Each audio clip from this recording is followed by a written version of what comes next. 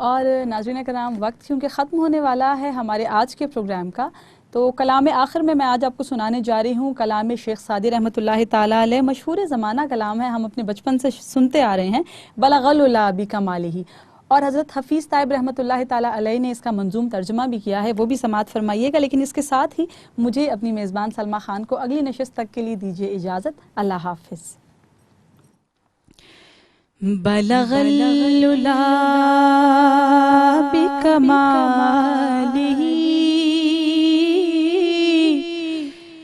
कशफ दुजा बिजमालिही हसनत जमीओ खिसालिही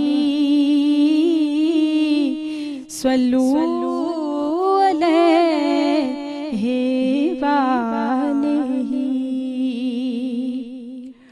हुए कमाल से अपने वो फाइज़े रिफ़अत,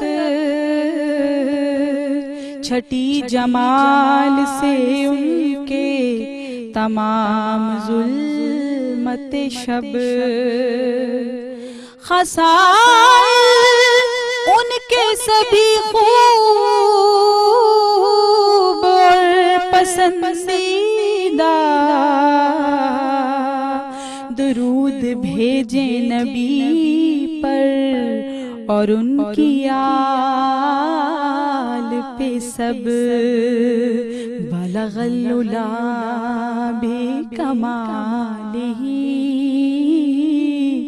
कशफ दुजा बिजमालिही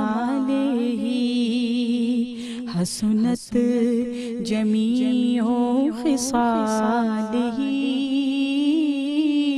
सल्लू अलैहि व आलिही।